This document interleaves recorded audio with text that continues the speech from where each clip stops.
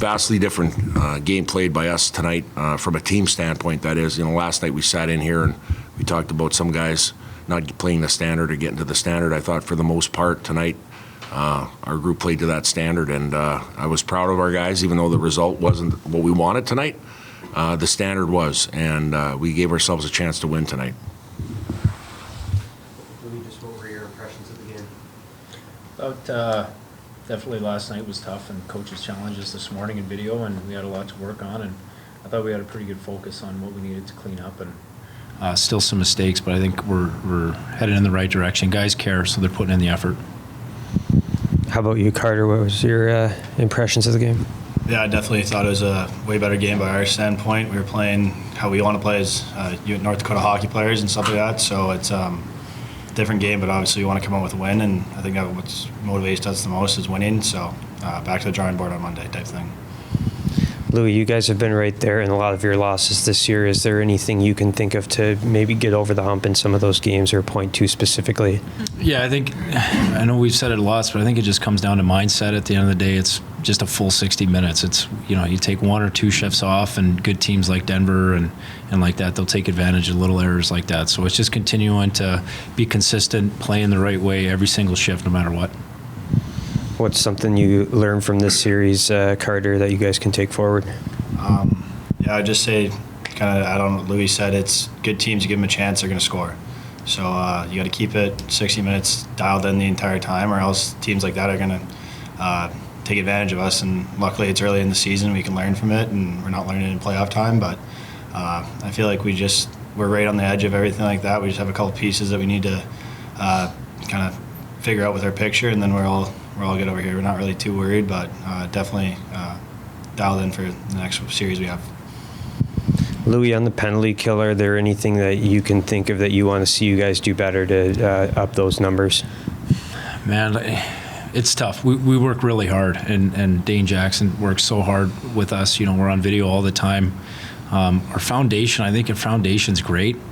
It just comes down to, once again, just, I don't know, little tiny plays like their play that went over, up, and across to Thompson. Like, it's a little scrum in the corner. We need to outman. That's our style, is to overload guys like that. And then when it comes up and across, our F2 is a little low on that play. I mean, it's just a bounce. I don't know. I think we're playing the right way. I think it's drawn up the right way. So just got to keep working on it. Louis, as a leader, what do you need to do to get the younger players to focus and forget this and put it behind them to get ready to go next week? Yeah, I think the guys are getting pretty good at having a mindset Monday morning. I think, even a night like tonight, we're going to reflect a lot, and guys know what they need to work on. And Sunday will be a day off, mentally reset, physically reset, come in. Hopefully everybody comes in and gets a little bike ride in. And then Monday, we got to hit the drawing board again. We just said it. It's a process every single week, starting on Monday for Friday. So it's just hit the reset button, focus on our next opponent. And if we play like we did tonight for the most part, with that effort and physicality and execution-wise, we'll get the result we want.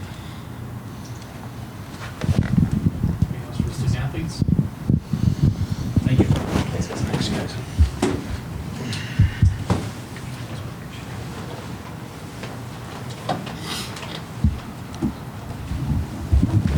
Great question, Coach Barry. Brad, I'm guessing the offensive zone penalty is one that's tough to take against Denver. Yeah, for sure. I thought obviously we limited our discipline was a lot better tonight. We limited their power play attempts, but you guys were talking about penalty kill. Like, when you only give them a couple of power plays, you have to get those kills, and it's the habits and details. We have a good foundation, but guys have to get the habits and details down as far as getting those kills, especially when you only have a couple. Do you like the structure on the penalty kill for the most part, or are there some of these power play goal structure breakdowns, or how would you diagnose? Yeah, I do. But like I said, we do a lot of pre-scout, and I think that at the end of the day, you gotta assess the threat, and the threat is Thompson on the one-timers. He burned us last night on a 5-on-5 goal, knowing that puck went across. And on the power play, you gotta assess the threat. He's the biggest threat, so you have to take away that lane or that passing lane. So again, at the end of the day, I'm not knocking it. It's just that you gotta know what the threats are, and you gotta be prepared, because that's a difference between a 75% penalty kill and an 85% penalty kill. Now you switched some of the lines to try to get things going.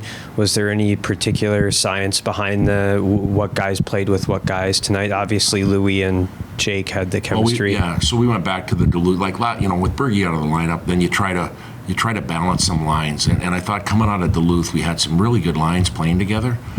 And then you come into this weekend and you go, okay, Bergie's not in the lineup, and then you want to keep tandems together and different things like that, but you want to try to balance 4 lines out, because you got to play 4 lines.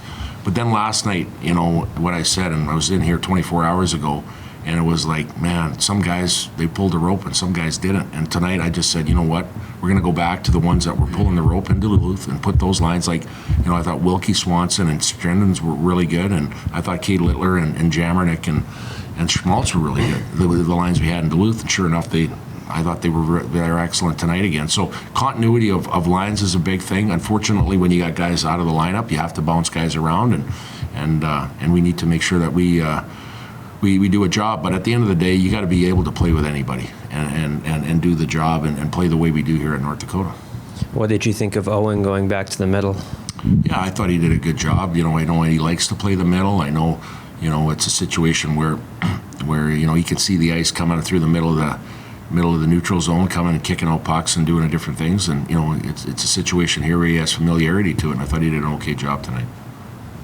Kind of an unfortunate break on the game-winning goal with Dane's stick breaking there. Yeah, he's done so many good things for us, and at the end of the day, I don't fault him for that. At the end, he tried to grab a stick in the bench and go back into play, and I thought we were still okay, because I think we had back check coming back, but the next play mentality, and what I mean by the next play mentality is goaltender has the puck, little rebound in front, he's going to cover it up right there. That's when we got to dig into guys going to the net, accept the rush and dig into guys so they don't get a stick on it. We didn't dig into the guy going into the net that put a stick on it. That's on us as far as helping somebody out in a time of need. And Monty was in a time of need there when somebody needed to step up and make that play. That's where you'd rather see the defender take out the D-man than try to clear the puck out of TJ's area. Correct, yeah. Like we tried to swipe it away, and between gloving it down and swiping it away, it was just laying there, and the guy just tapped it in. If we let TJ just stop it and cover it up, and us just identify the guy coming from behind and dig into him, he doesn't get a stick on it. It's just basic hockey.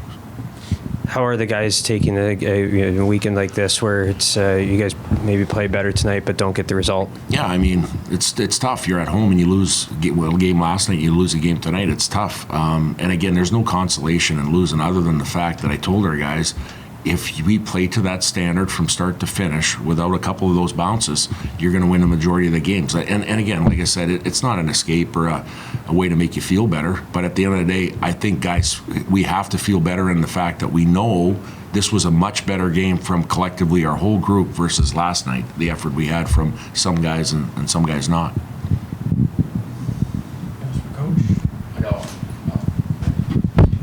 Coach, what are some key takeaways over the past couple of weeks that you've kind of learned, or what have you learned about the team with all the inconsistency in the lineup and the injuries? They care. I think care is the biggest thing.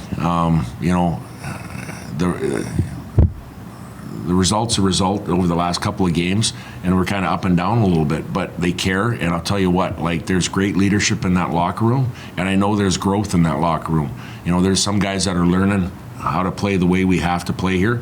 Prime example for me is Louis Jamernik and Jake Schmaltz.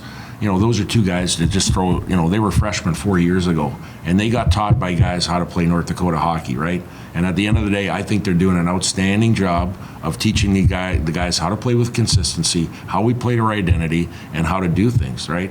And again, with some inconsistencies in our group right now, I think at the end of the day, these guys are going to show you what the growth we're going to make, but it's based on the leadership that we do have in our locker room.